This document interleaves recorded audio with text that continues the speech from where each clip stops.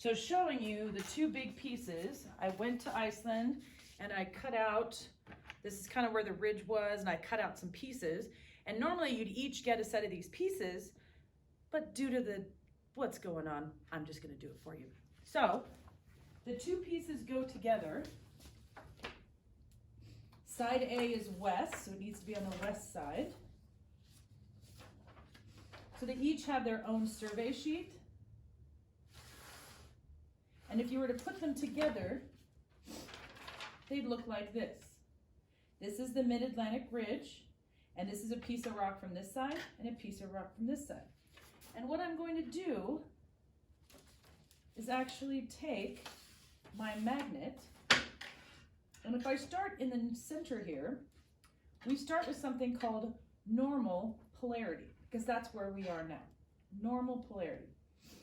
And I would take my compass, and as I run it across this top piece, kind of put it so north is north. There we go. So north is north. And I'm going to head across here, out here, measuring. Did you see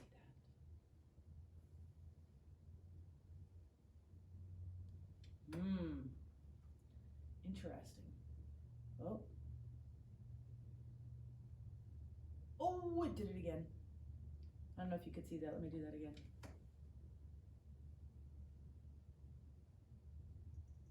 Oh my goodness. Did you see that? Then down here at the bottom, same thing. Oh, look at that. Oh my goodness.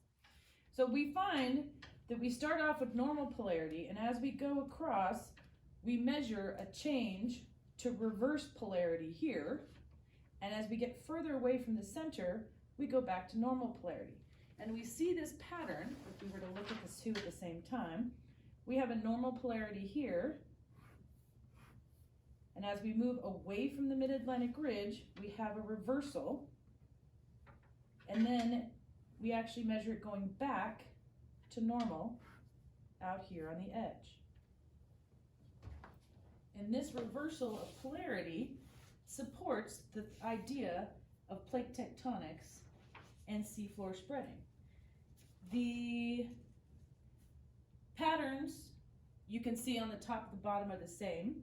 The volcanic vents that are located in the center are constantly diverging, are moving away from each other. So this plate and this plate are moving away from each other. And the magma underneath comes out as lava and then continues to move away.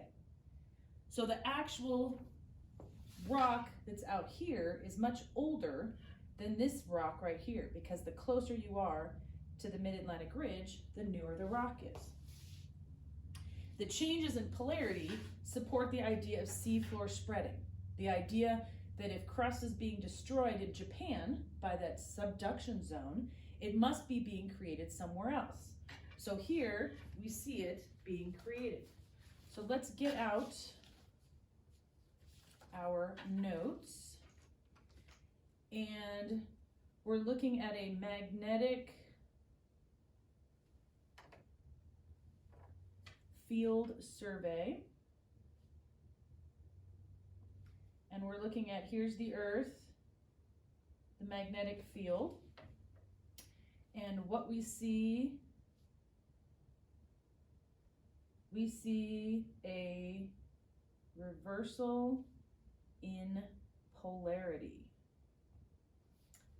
It supports seafloor spreading, which is part of what Hess came up with, and part of the hole in Wagner's theory was, well, where's the new crust coming from? And so this supported seafloor spreading. The boundary is a divergent boundary. New land is being created, and that's important. If we're getting rid of land in one place, we have to be creating it somewhere else. The eruptions are effusive.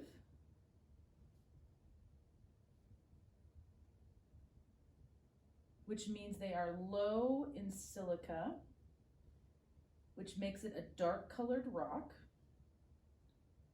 which is basalt. And most of the ocean floors are made of basalt. And then we're gonna skip that bottom section.